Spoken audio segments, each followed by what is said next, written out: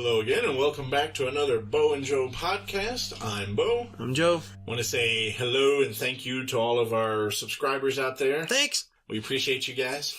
By all means, make sure you keep those comments going. Give us suggestions. We've had a few good ideas, and we've got a couple of topics coming up I think you guys are going to enjoy. As for today, though, if you're watching it, you already know the title. Mm-hmm. Let's talk about virtual reality. I have a virtual reality setup, and I've experienced I would say, a plethora of experiences on it. That's a better way to phrase it. Yeah. And I've had you test a few of them. Mm-hmm. I've even had our producer try a few, and a couple of our coworkers. Yeah. For the folks at home, I want to just quickly say that there are the two major virtual reality providers that are out right now are the Oculus Rift and the HTC Vive. Mm-hmm. And both of these units are upwards of $500, and each one provides a similar experience, I would say, as far as to the actual virtual reality trip that you go on. So, Joe, other than what I have shown you,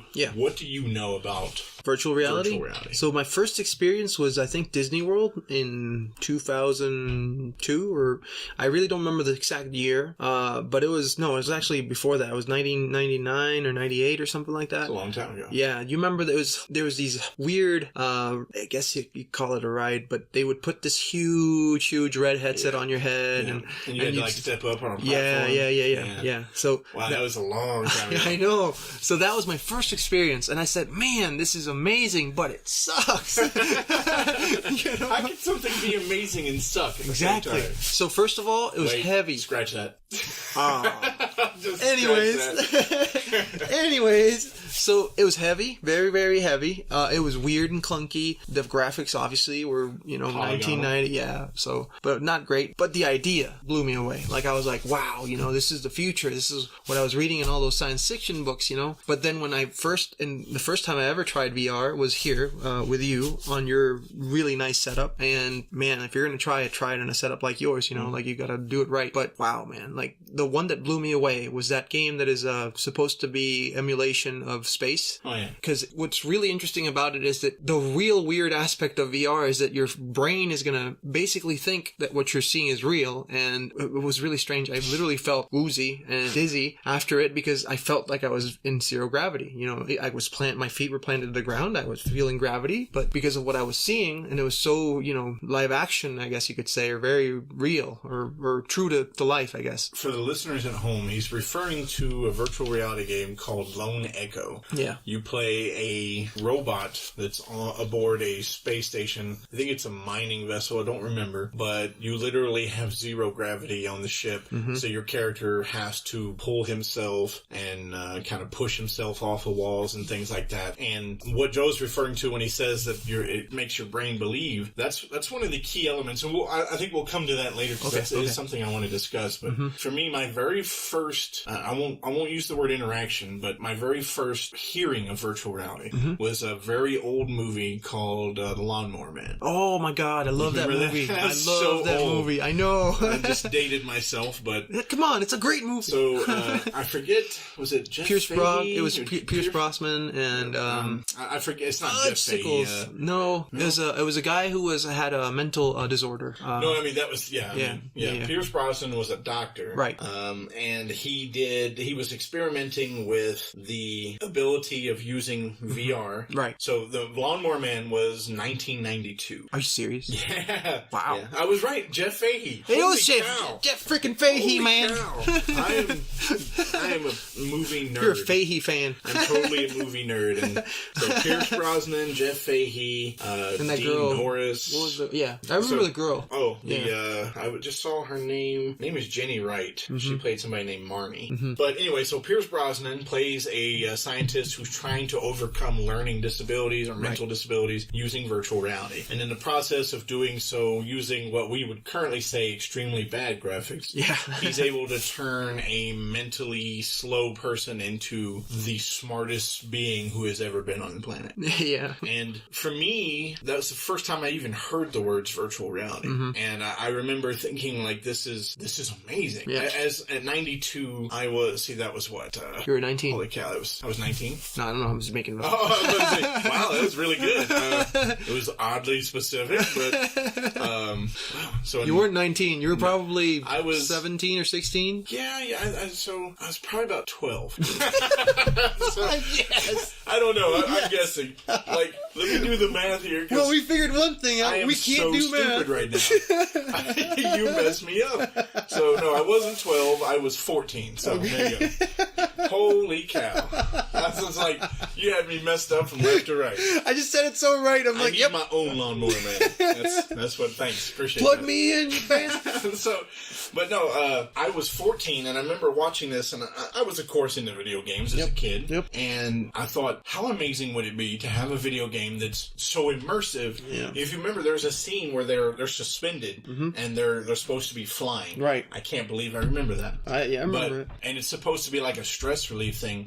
And I remember watching it thinking, that's better graphics than what we have now. Right. You know, that would be amazing. Absolutely amazing. And I would have, at 14, I probably would have killed, or tried to kill, and punched somebody in the butt, I don't know, to get access to that kind of stuff. I didn't actually get my first experience with it until much later, probably closer to 99, like you said. It was at they had this huge carnival, or whatever, wherever I was. Yeah. And again, I've been all over the world at various times, so I don't know where is what. Yeah. But it was very similar. You walk up onto a platform, you put the headset on, and it had a gun mechanism. Yeah. And everything was very polygonal. It hadn't changed in like the 5 to 7 years from the movie. Yeah. And it was like, wow, this is actually kind of trash. Yeah. But the interactivity of it was, as you said, amazing. Yeah. And I remember thinking to myself, this is the wave of the future. Yeah. And then nothing. Yeah. You literally, there's a couple of movies that came out before some of the big one. Yep. Before before this big one. Did you ever see The 13th Floor? 13th Floor. It sounds really familiar. So if you have not seen that movie, you need to see that movie. Well, I'm thinking of movies like, Virtuosity? Yeah. Wasn't that... Johnny Mnemonic, but that's kind of different. So, no, that's... You know what? I love Johnny Mnemonic because of other reasons. Yeah. I'm a huge Keanu fan. Yeah. I most of the things he's done I've loved. Pretty much almost everything, yeah. The only one I didn't really care for, and we're getting off topic. Yeah. The only one I didn't care for is I think it was called The Watcher. He was like a stalker. Haven't seen that one. He was obsessed with some girls. Glad I haven't seen that one. Yeah, it was not good. All right, so but back to the thing. Yeah, dude. back to... So which movies are you talking about? Because The 13th Floor is basically the creation of a virtual reality place. And I don't want to ruin anything for you, but don't do that. you need to see this movie. 13th Floor, I'll look into it. But It's... Virtuosity was the dude, he was in... I can't believe I'm having brain stump right now. I want to say it was Russell Crowe. Russell Crowe? Yeah, let me check. But are you serious? Who's the guy from Training Day? What's his name? I can't remember. Oh, give me a second. Ethan Hawke. No, the other guy. A second. Dead Air. Denzel Washington. Denzel. Yeah. Wow. So Virtuosity was Denzel Washington, and I thought it was Russell Crowe. It is Russell Crowe. Okay. And it's basically reading the description. A former cop who's been in prison for murdering a psychopath is recruited to test out a new virtual reality program where the goal is to apprehend a computer-generated being who has been modeled off of hundreds of psychopaths. I don't remember that movie. I watched it. I just don't remember it. So there's the image of it. Maybe I don't know if that'll help you. Oh, yeah. No, so that was the next virtual reality. And it wasn't even really virtual reality as much as it was like AI. But then people, when I say, can you name like 5 virtual reality movies, I know 2 that come up all the time. Yeah. And the most recent one being easily the most successful. And you know which one I'm talking about. Yeah, of course, Ready Player One. Ready Player One, right. Now, for the folks at home, if you've never been into virtual reality, it truly is a remarkable experience. Yep. But the one thing I will tell you is that at its current state, it is nothing like Ready Player One. No. Yeah. So, and it's rapidly approaching that, to be fair. Yep. So, going back to the basics, a lot of people don't realize that if you say name 5 movies, virtual reality movies, you can actually include the Matrix movies. Yep. Because that's literally virtual reality. Yeah. So, going back, like I said, to the basics though, for these headsets, the Oculus Rift and the HTC Vive, they're both HMD head-mounted displays. You put them on top of your head, they cover your eyes, and then you have some sort of physical controller that you hold that allows you to interact with whatever the story is. And typically, in both of these devices, they have cameras that watch the user, and there's a bunch of sensors and whatnot in the headpiece and in the handpieces. So you basically, I gotta stop using basically. Practically. Practically. This is where it gets interesting, guys.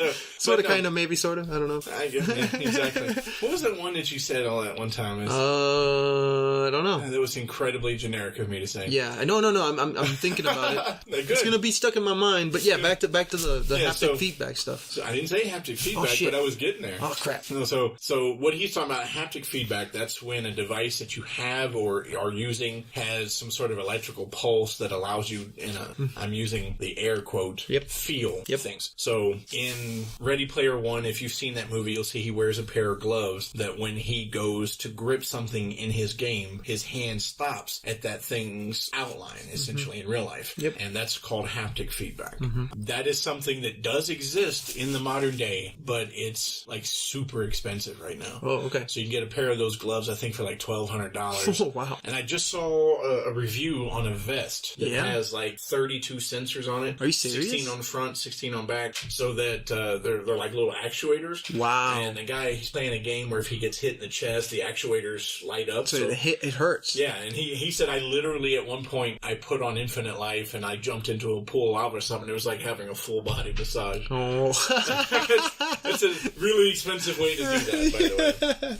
But no, and then right now there's also a thing you can purchase for about $1,100. Might have come down recently, but it's called the OmniTrack or the OmniTread. Oh, like an Omnipad, like a monopod. It's basically like an octagon that's on the floor that's made of slippery metal. That's so cool. And it's got sensors in it so that it can feed back to the game telling you that you're walking or turning or whatever the case is. That is so... See, that's what I need. In my mind, I think, like you said, we're getting there. Once we get there, people are not going to leave their houses, man. Well, I do want to come to that, right? I want to make sure that our audience, for people who haven't experienced virtual reality, I want to build them up so that they have the most generic concept of what it is. Okay. And then we'll talk about the implications to humans. Gotcha. Or not really just to humans, but to the world. Right. Right now, the most common application for the Oculus or for the HTC Vive is games. Right.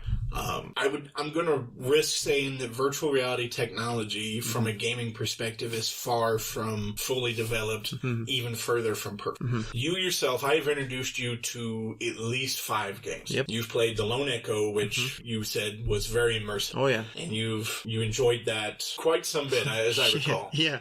To the point of almost throwing up. Yeah, but that I think the reason why you almost threw up on that is because of the amount of time you spent in it. Yeah.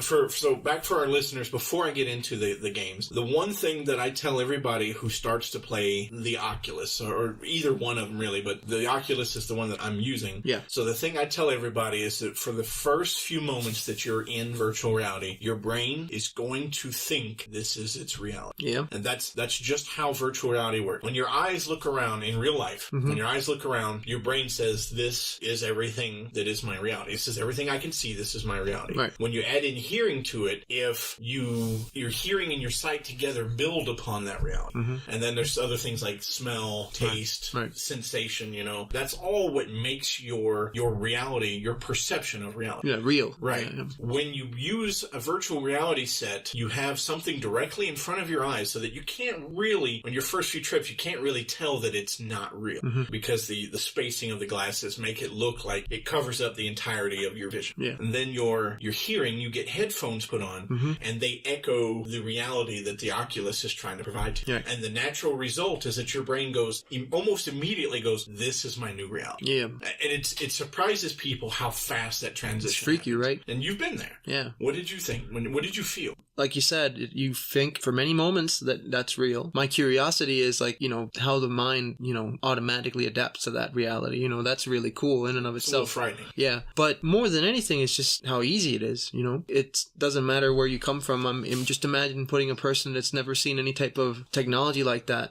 Just some of these tribes that have never been contacted from the Amazon, from different parts of the world. You imagine putting that person? You imagine that? No, I really can't. That's something that I would love to see, just to see the reaction of the person. It would be you're fantastic. You're talking about these people who let's take the thing of a pygmy tribe, right? They haven't seen a car, right? What are they? I mean, they're gonna, these people who show up with cell phones are gonna be like, wow, right? What is? And this? then you do that. That's magic, and if you give them that, I guarantee you somebody's getting hurt. There's no way not to. But the reason I say it is, like, that's somebody that's been completely out of the realm of, technology, literally, right? Or maybe even not that far, like an Amish person. Somebody that's grown up Amish, went through Rumspringa. Amish? Am I saying it wrong? Amish. Yeah, Amish. Yeah, Yeah. Amish. Oh, sorry, my Puerto Rican showing. Yeah, I know, right? But so what I meant by that is, like, even them, like, even the ones who go through Rumspringa and all that stuff, like, if they've never actually had an interaction with something like that, you could see, like, just how they would react. It would be very interesting, just to see if they would attune to it so quickly, because they've never had the interaction that we've had. We grew up with computers. We grew up with video games. We grew up with this, I guess, narrative of going into these virtual realms. Even before we had the headsets, we've been in virtual reality. We just haven't physically been there. We've been at a third person or fourth person perspective, because we're looking at through a looking glass, through a TV. But what we've really done so far, in my mind, is we've taken the TV and we've placed it in our heads. And like you said, we've worked with the perception of it to make it seem like we're in there. But the next step, I think, is going to be further from that. It's going to be, do you remember, like Johnny Mnemonic, or what was this other, what's the name of this movie? It was at the turn of the century. We're going from 1999 to 2001. I think it was with the guy who played Voldemort. And basically, he used to be a cop too, or something like that. And he would sell these experiences of different people. Like, one would be an experience of somebody dying. The other one would be the experience of somebody having a beautiful night with somebody, like, super romantic or whatever. And it was illegal. And they would put on this thing on top of their heads to experience it. And he would sell illegally these tapes of people's experiences. But here's the catch. The only way you could actually grab the experiences was somebody would have to be wearing said technology and tape the actual event, whatever the event might be. It might be skydiving. It might be a night out with somebody. It might be death. For the life of me, I can't remember the name of the movie. But that's, to me, what we're heading to. So forget the monopad, forget the haptic feedback, forget all that. I think in a long enough timeline, maybe 20 years, 15 years, maybe less, we're going to be saying goodbye to the headset, goodbye to the gloves, goodbye to the suit, and just literally being plugged in. I think that's truly the future. I'm fascinated. You said this happened in around 2000? Yeah, well, the movie was based, maybe it's a little older. It's, I forgot the name of, not Ethan Hawke, the guy who played Voldemort. Just look for that. Isn't that Ray Fiennes? Right, but just look for his filmography. I'll tell you which one it is. No, it's a Strange Days. Strange Days. That was it? Yep. Holy cow. I am amazing. That was 1995. 1995, so yeah. Just No. So in the movie, they're coming on to the turn of, so in the movie, it's 1999, about to be 2000. Oh, I see. Okay. I thought you meant it. No. Like, because you said it went to, so it's got Tom Sizemore, Juliette Lewis, Angela Bassett. Okay. So if you haven't seen that one, Bassett, maybe. You have to see that movie. Vincent D'Onofrio. Yep. So long story short, it's basically the people, you have to have that device in your head, and it's basically recording, utilizing your senses, your ears, your eyes, and whatever it is you're experiencing, it records it to it. I mean, in the movie, it's a tape, and then you can actually live these experiences live, and you will feel everything. So you know that I'm an avid role player, and you know that my bread and butter is Shadowrun. Now, I actually want to talk about Shadowrun in like a future podcast, not the game itself, but the implications that I think it's accurately painted about society and our future in it. Okay. But Johnny Mnemonic is some movie we just talked about. Yeah. Johnny Mnemonic is a Shadowrun-based movie, and one of the things that they have in both of those is exactly what you just described. Okay. So they have this thing called BTLs. It stands for Better Than Life. It's literally a chip that you place into your head and experience. You go through an experience. Right, exactly. Feel everything. You feel everything. Right. It's called Better Than Life because it is. Yeah. You literally get those memories, you get those sensations, and it's the implication in that, and I think this is a great segue that's actually relevant. The implication, they call it Better Than Life, and in the game, it's one of the most addicting, I almost say, substances there is. Yeah, right. Because people, they slot it, that's what it's called. You slot it and you go, you experience, for example, being being St. George slaying a dragon. Right. How does that compare to your life being just going to work? Exactly, yeah. And then you go, wow, I only laid here for an hour and I had this amazing experience. Right. Let me do another one. Exactly. And then suddenly it becomes, instead of, let me go to work, let me slot one more. Yeah. Because this is so amazing. Right. Why would I go to work? Right. And people, they go through hardships for it. It's probably one of the worst drugs in that system. Right. And I'm thinking that is an implication, I think, that can be a virtual reality. Yeah. You look at Ready Player One, society is all but dried out in the physical world. Exactly. Because you can be whatever you want to be in the virtual. Right. And once those graphics and the presentation get to a point where your brain can no longer... let me bounce back for just a quick moment. I've been doing virtual reality enough that my brain doesn't automatically assume the reality. So when I get in, I can honestly feel myself getting excitement levels that I'm about to have this new experience. Yep. And then I get in there and my brain's like, this is so much better compared to... blah. And then, and so my brain doesn't adapt the way that a new person's brain does. Yep. And I've been there. So I know when I first started doing the Oculus, there was a game called Dread Halls. Mm-hmm. It was a dungeon crawler where literally it's just this dark dungeon filled with monsters and mood lighting and ambient noise and stuff. And it was the most terrifying experience I've ever had in my life. Yep. My brain believed I was in mortal danger. Mm-hmm. I was breathing hard. I was sweating. Yeah. Probably had palpitations. You know, it was a full spiel. Yeah. And I will tell you that I recently bought a new game for the Oculus for my wife called The Hospital. The game itself is not awe-inspiring. It's not graphically superior to most things. But because the Oculus or the virtual reality has that effect where it takes over your reality. Yeah, the immersion. The immersion, thank you. Yep. She put the headset on, and from the first moment, I could see her shake. Yeah. Like, because you start off in, like, this derelict parking lot in front overlooking this really old, disturbing-looking hospital. Sounds like Silent Hill a little bit. Very similar. Not as well done, but also Silent Hill was in virtual reality. Yeah. That is a game... You imagine that? No, I can't. Well, let's pause that, because I got a thing for you there, too. So she's in the game for about 15 seconds before she gets a notice that she has to find a way to turn the power on. Okay. She walks over to this section where the power switch is and some boards fall off a wall. Okay. She went, oh, and like she paused for a moment and I could see genuine fear on her face. Right. Now that's something that you don't get, not really from video games now. You get what they call jump scares. Yeah. But this virtual reality system for people who are not hardcore VR guys, there's people, and I want to make sure I'm talking to our audience when I say this, there are people out there who do this and eat it like it's candy. Right. It doesn't bother them at all. Yeah. In fact, PewDiePie and Markiplier and all these other famous YouTubers, Jacksepticeye, they've made their living off of games that have done exactly that. Right, jump scares. They're just jump scares. Right. So, and props to them, of course, for being so successful. Right. But she's been in it for about 30 seconds and already she's trembling. So did you see the fight or flight response? Yes, absolutely. See, that's interesting. I'm coming to the next step of that. Oh. She turns around, she turns the power on, walks up to the door where the power is supposed to be on for. A rat comes out of the ground, out from behind a corner. Yeah. She screamed and she dropped to the floor. Absolutely collapsed and said, I can't. So that was her version of flight. Yeah.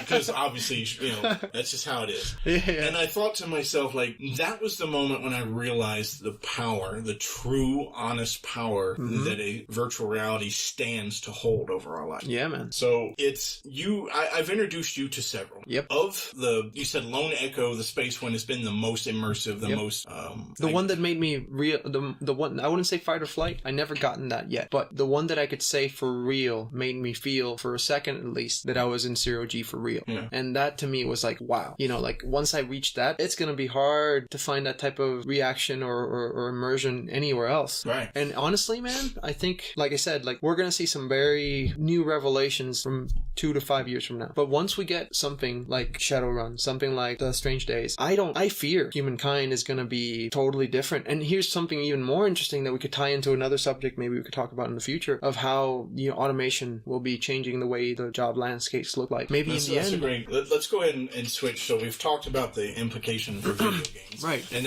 that's great. And for our users, if you are a gamer, virtual reality gaming, and we'll say this and we'll step away, virtual reality gaming is fun, but it is not yet at a level that's comparable to like standard consoles or PC. I will say in finality, when I bought the Oculus, I also got a game with it for free called Robo Recall. Oh yeah, that was super fun. That game changed the way that I see gaming forever. Yeah. And you played it, and I remember telling you, I kept selling you on it. It's like, you've got to see this. It's going to change it's going to change your life for video game wise. And I remember you saying, I don't know, I'm not into virtual reality that much. It's cool, but it's not. Yeah. 5 minutes into the game, you pulled the headset off and you looked at me and you're like, holy crap, that was amazing. Yeah, man. And I've had, to be fair, I've had probably 3 times in virtual reality where that has happened. Right.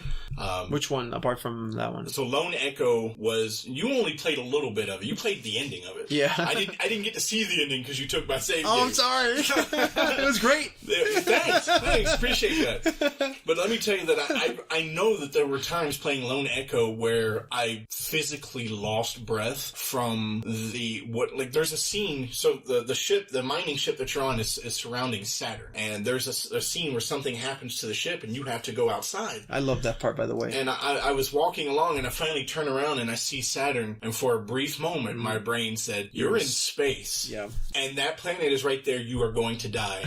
And literally all of the air in my lungs just and I gasped. Like, I didn't collapse or anything, and that was just the extent of it. But, so Lone Echo was probably one of the best experiences that I think anybody can have in virtual reality. Yeah, great. There's a plethora of fighting games, which I don't really go into too much, but there's one called, there are two of them right now. One's called Gorn. Mm-hmm. That one's fun, yeah. And that's like gladiatorial fighting. That was fun. And then there's one that you haven't gotten to try yet called Blade and Sorcery. Mm-hmm. It's like Gorn, but with real people. Okay. And less dismemberment. But it's still not. Sorry. I like hitting people with their arms. But those things have really changed the way that I see the gaming. Yeah. But like I said, they still don't surpass a high-powered computer for that. However, one thing that I will say about VR is that it also has changed the way that I believe a movie can be experienced. Oh, yeah. And I'm not talking about using virtual reality to watch a big screen, fake big screen. Yeah. I'm talking about, and I had our producer watch it too, as I forget the name of it, but it's a story about a young woman whose mother passes away, and it's all done with like hand-drawn things that happen live while you're there, and all around you. It was fascinating. Yeah. And I think when Hollywood gets to a point when, imagine a movie like Hardcore Henry. Yeah, I was about to say that. Yeah, exactly. So if you're not familiar with Hardcore Henry, it was the only movie I know of that was filmed 100% in first person view. Right. But imagine an experience like that in virtual reality. Mm-hmm. First off, I imagine puke all over the place. Yeah, people. One of the biggest side effects of virtual reality is nausea. Right. It's your brain can't lace the fact that there's movement without your body actually doing it. Right. So that is one of the side effects. Once that gets fixed in virtual reality, you're going to see a lot more immersion that pops up, and I think those chips and things like that will become more likely. I really think it's the stopgap, man. I think it's the proof of concept towards, because it's within the realm of possibility, right? Like, think about it. Physically possible. Is it physically possible of us creating this virtually? Yeah, it is. Give us enough time, we'll do it. To me, that brings up the other question, right? Are we living then in a virtual reality? I was just about to say that. It's like, well, there are some people who say this is virtual. Exactly. But think about it though. Like, it's physically possible. Seriously, it is. We definitely, we can theoretically get there now. Theoretically. So do you think we have stats? Maybe. Do you think we have, here's the important question. Yeah. Do you think we respawn? I don't know. That's a good question. And it's a whole nother topic. I love that though. We have to talk about this in more detail. I think we can. But to keep on the VR thing, man, I think really what I think about it is that it's a stopgap, not in a negative way. I think that they're building the interaction between human and machine to such a point where we're going to get to exactly what you said, when we are going to be immersed 100% in the movie, 100% in an experience. And then at that point, how are you going to differentiate between real life and VR? You won't. So what's the point? Why are you in real life? Why do you go outside? There's weather. Ew, weather? Really? It's wet? Why would you want to get wet? Like, you can get wet for fake, inside of VR, and you won't get sick. If you want to get sick, you can do that, but you get what I mean, right?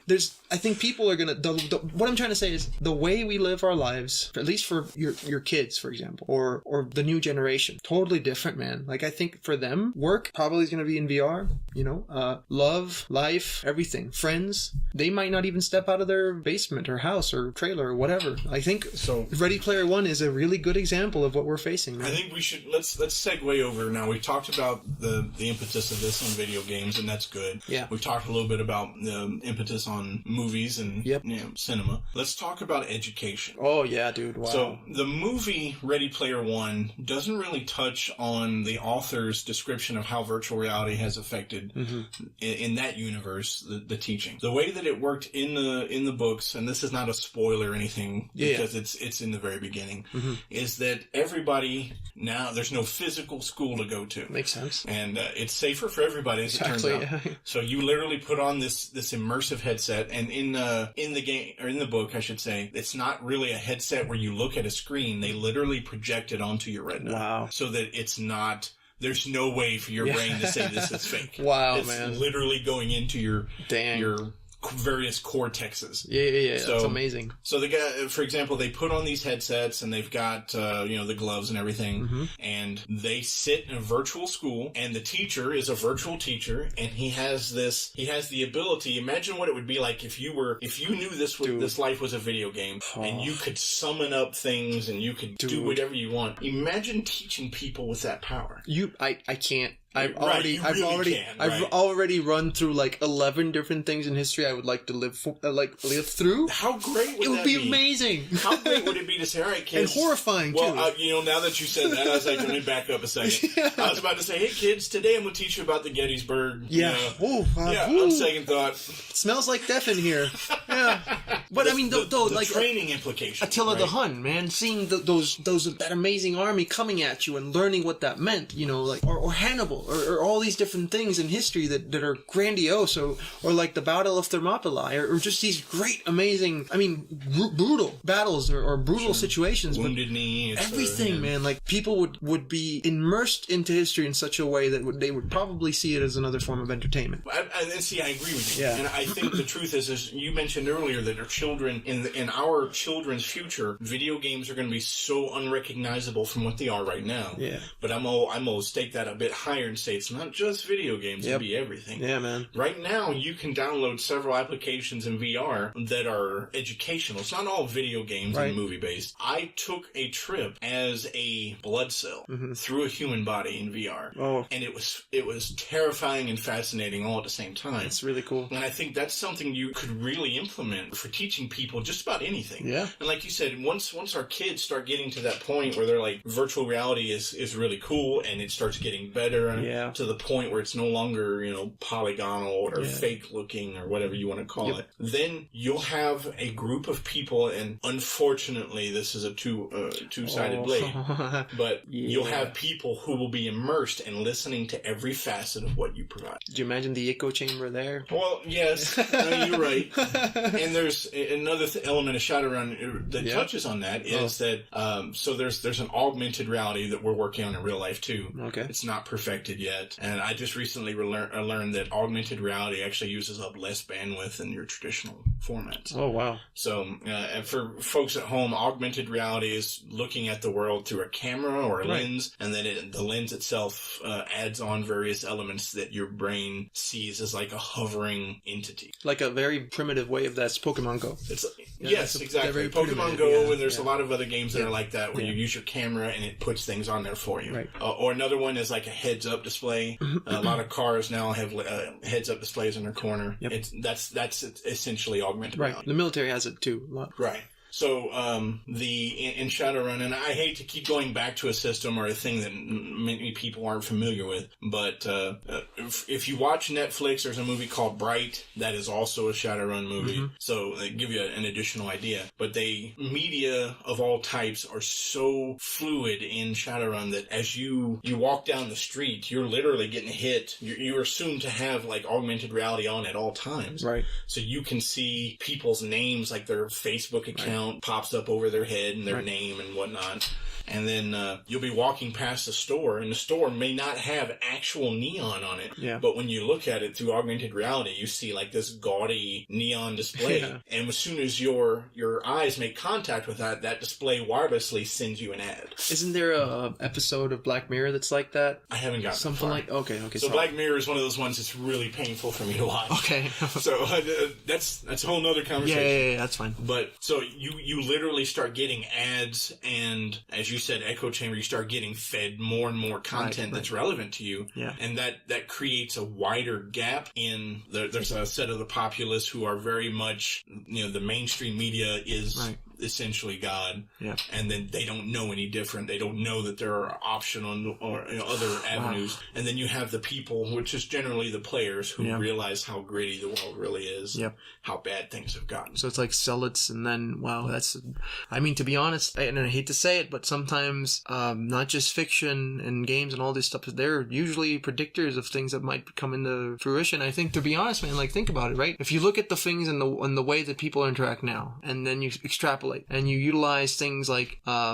you said, VR, and then you start thinking about relationships, right? And then you start thinking about the people you have around you, and then you start thinking about romantic relationships. Now imagine hacking. It would be horrific if one day your wife, which you met and you live online and you've never physically saw her because there's no point. What if somebody hacks that person's account and then takes over their identity? You know what I mean? Like the implications of life in this such a way. What if it's not even a real person? You know, what if it's an AI built by this marketing corporation because for whatever reason you're a very interesting person and they're making some really interesting research and development on your psyche? You know, what I'm trying to say is there's so many weird situations that are going to be stemming from this. There's a lot of implication there, but there's also a movie that touches a little bit on it. It's not virtual reality, but it's called Surrogate or Surrogates with Bruce Willis. Okay. Everybody from their own home, they like disease ravages the world or something, so they have these silicone models of themselves that they get into. Yeah. Or they get into like a bed or something, like it looks like a tanning bed, and then they're able to remotely control this surrogate being. Right. And people go to work and they go outside and they go shopping, interact, and have lives. And that's really weird. So it's like a physical version of what you just described. Which it's the same thing, right? It's still virtual. That would still be... technically. You have a way of using the word terrifying and horrifying in real life. And I think that both of those words describe a potential hack. Oh my God, yes. So... the fact of... Just imagine, you know, the time, the effort, it would be truly horrific, man, to notice at the end of 5, 10, 20 years, this was not even a person. That you're... I think a lot of... And I just imagine a world where you're married virtually to this woman for 10 years. Oh my God. And then she comes out to you and tells you she's a man.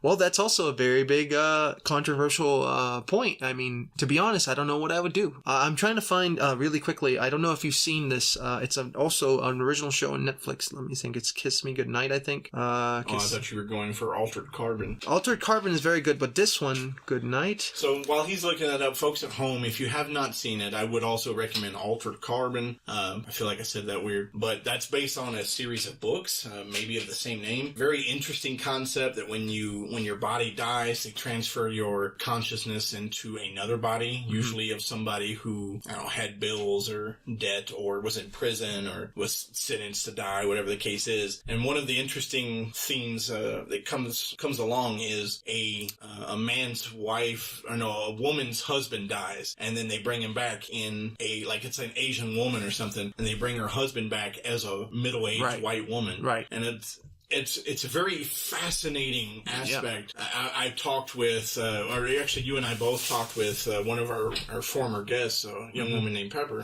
about that. I mean, if your significant other died but came back in the body of the opposite sex, how would you handle it? Right, exactly. And I'm curious, I'm going to pass that. It's not relevant to virtual reality, but I'm curious what you would do. So it depends on, I mean, but it is sort of, kind of. It depends on how invested in the relationship I was, how long I've been with the person. 10 years. That's a lot. That's a long time. I don't know. I can't tell you that I won't have the same, I cannot say that I would have the same attraction. I just can't. You know, it's one of those things that I don't feel attracted to men. So I wouldn't say I would have that same level of attraction, obviously, but the connection would still be there, you know, emotional connection. Right. So it would be different. It would be, and I'm being brutally honest, it would be very different. It would be. I mean, obviously there's elements of, you'll never know, right? You yourself, exactly. You will never know. Yeah, exactly. But as I can envision that being, I don't want to say like the straw answer, but that is the answer that you have now because it's all theoretical. Exactly, but if the situation was real, there's a lot of facets I don't think that people usually think about. Yeah. And that's that, for example, you've been with this person 10 years. Yeah. You have interests, you have commonalities, you probably have responsibilities together. Right. And you say you're heterosexual, but the two things that strike me about this example is, number one, your wife or girlfriend or fiance, whatever, in a man's body, the chemistry is different. Exactly, yeah. And so the way that she thinks, and I use she as her previous form, right? The way that she thinks is going to be altered. That's true. And number two, the amount of attraction you feel towards her personality and to her presence could also change the way you feel about sexuality. That's true. I mean, to your point, it's uncharted territory. Right. Fascinating. But no, absolutely. And you're right. right, 100%. I can't really, I mean, my knee-jerk reaction to it is what I answered, really, because I don't see anything but what I've experienced so far. So if tomorrow I see my girlfriend be a man, my knee-jerk reaction would be like, what the heck's going on? This is weird, you know, but I still would, That's your knee-jerk? That's less of a knee-jerk, and it's more like a, okay, I have to figure this out now. Well, I mean, you turned into Family Guy.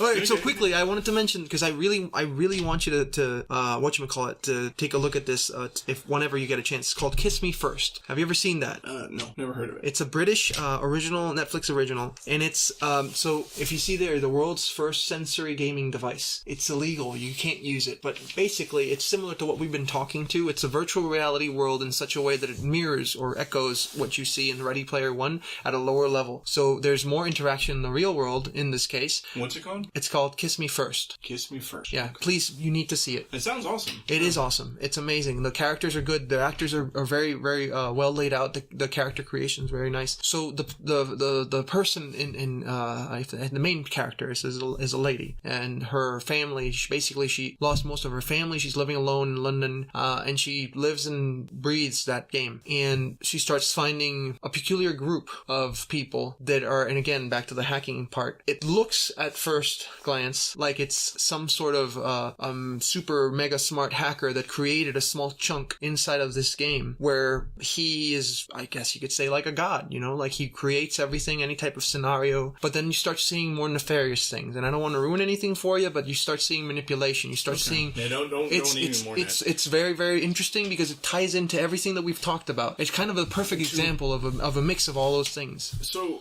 in the beginning of this conversation, since we're coming close to the end of our hour, beginning of this conversation, you said that you kind of fear for our society when virtual reality hits the point that it is in Ready Player One. Yep. So, do you believe that if virtual reality ever got to that point where you, for example, this is mirrored in Shadowrun, you take a plug and plug it into your head, you think of Matrix. Yep. If it ever got to that point, do you really believe you would see the fall of society? I don't know. I would see an evolution maybe, or a devolution. I fear it, obviously, as first reaction to it, because it's completely unknown. But I'd see the positive side. I could learn anything and everything as fast as I humanly possibly could. Right. The bandwidth problem would be solved. But at the same time, would I still be human? My humanity would be shifted into a new type of thing. Wouldn't be humanity anymore.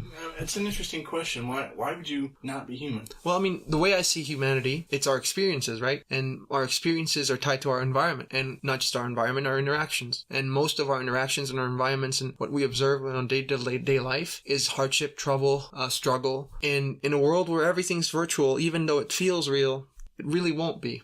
So we'd be faced with other types of struggles, but it wouldn't be real struggles, at least at first. So the part that, at least for me, makes me human is understanding the difference between those. So for a new person that's grown up in this world, how would they see struggle? You know what I mean? Like, they wouldn't. How would they see the amount of time it took you to learn Spanish, or, I mean, for you, German?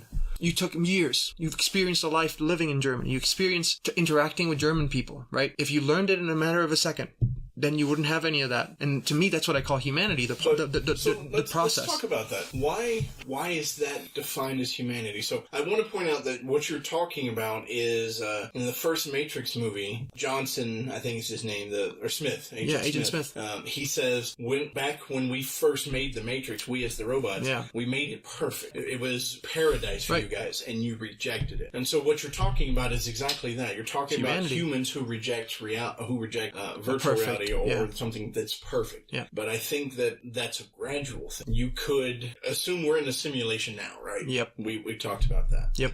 If this is a simulation now, there's a lot of things that are absolute shit right now. Oh, absolutely. And sorry for the bleep No, yeah. But imagine in 10 years' time. Yep.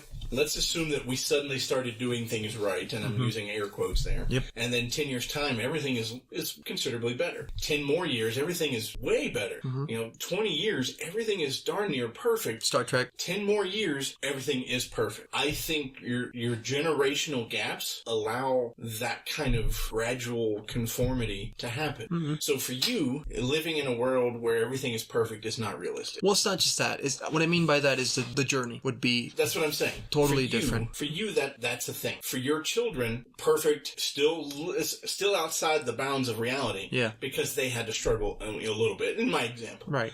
But their children who inherited a perfect reality, that's not such a trip for them.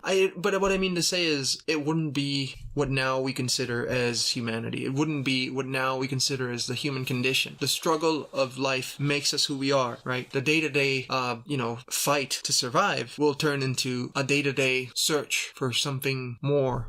It might be something more exciting, something more risky, it won't be the same thing. Like, you wouldn't be going and doing all of these crazy things that know you're going to get you killed, but in this reality you can, right? You wouldn't be going and learning a million different languages because it would take you a lifetime, but in this case you can. You wouldn't go and learn Taekwondo and Shotokan and all these different martial arts because it would take you an entire lifetime, but in this way you can. But what I mean by that is, what does that mean for you, though? Does that mean that you have all this knowledge now, yet how are you going to use it? Because you're always going to be stuck in this virtual realm. You know what I mean? Well, I mean, in real life, you all your misnomer, I think. But I get your point. But what I'm trying to say is, once you get to that point, once all of this things that make us who we are turn into something that we can just drop in a quarter and get, we're going to be at the forefront of something that I honestly can't see past. I think that's going to be part of the singularity event, to be honest. I don't see it that way, because I think, in using your example, let's say that you want to learn 5 languages in real life, and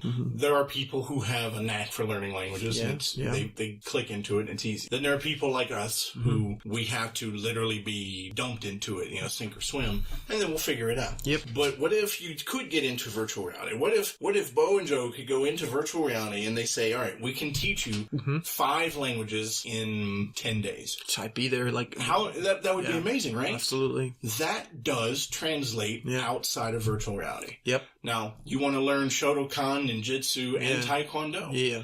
Now, assuming you had the perfect virtual reality setup, you could still execute that when you get out with a potential limitation on flexibility and strength. Right. But you can still do that. Right. So I think in a lot of ways, what you learn in virtual reality could, and we use the word virtual reality, but we're talking a Matrix-like pretty much endeavor, right? And this is, exactly. So think about Neo, right? Yep. And that maybe this is a better example for our listeners and for comparable conversation. If you could literally jack in real life and download a skill set. Yeah. So first off, I do it too. I do it. Shadowrun has it too. They call them like skill Sign me or up. Something. But how much? But the only problem I see with that is that you remove true diversity. Well, and humanity. I mean, I don't think you remove humanity. Well, I mean, at a long enough timeline you do, because it's going to shift into something different. What I'm trying to say is, I'm not saying you're going to Are you talking about evolving? Exactly. Okay, so that's not a bad thing. Well, I mean, it depends, because we can de-evolve. Well, no, I said evolve. I didn't say de-evolve. That's what I mean. It could go both ways. Because think about it, like, our brain is, again, an evolutionary movement towards our environment, towards adaptation. So once we jack in, it's going to adapt to something different. So does that mean that it has to evolve or de-evolve? That's what I mean. So, well, I mean, realistically, let me ask you this question, since we're getting closer to the end of our show. If I was to say, Joe, I could put you in the Matrix. You could have the same powers that Neo has or whatever. Yeah. Would you do it? Oof. Is there a way out? I mean, that's so you're saying you would ask questions before you go in. Yep. I think most people, if I said, I give you Neo's powers and you're able to be in this world with the knowledge that you have, would you do it? I think 90% of the people would say yes. You're right, but I would like to know whether there was a way out, because what if you get dropped in and it's not like Neo and bleep, expletive deleted. Hell. You can't bleep after you say it. Damn it. Stupid. Sorry. Well, we've run out of time for this episode, Dang but it. It was interesting. And I in summary, guys, for our listeners, if you have a chance to experience virtual reality, by all means do it. Yep. It's something that you should experience. You should have a chance to see what it's like and experience a reality that's different from your own. There are people out there who live fantastic lives. They mountain climb. They are athletics. Virtual Instagram. Oh my God. We just lost like half of the country. Virtual Instagram. I don't even know how that would work, but I don't want to know. You don't want to know. I'm just throwing it out there for people. There's a lot of us who are physically incapable of doing some of the more amazing things. Right. And virtual reality does provide a somewhat limited way of doing it. Yeah. And in that regards, it's an experience that you should enjoy, but not subscribe your life to. Yeah. Not yet. Yeah. And of course, there is a lot of potential implications to our society, and we touched on a few of them today when we're by no means experts. Yep. By all means, leave your comments down below. Tell us what you think about virtual reality. Do you think it's going to be bad? Do you think it'll be good? Mm-hmm. Or maybe virtual reality disappeared for a decade. Yeah. Or maybe a little more. Do you think it could disappear again? Let us know what you think. And would you plug in to the Matrix? Would you plug in? That's a great question. Answer that question. If somebody said they could put you in the Matrix, would you do it? Mm-hmm. Feel free to drop us a line at Bo&Joe podcast@gmail.com. As always, we appreciate you guys. Thanks for listening. I'm Bo. I'm Joe. And we'll see you next time.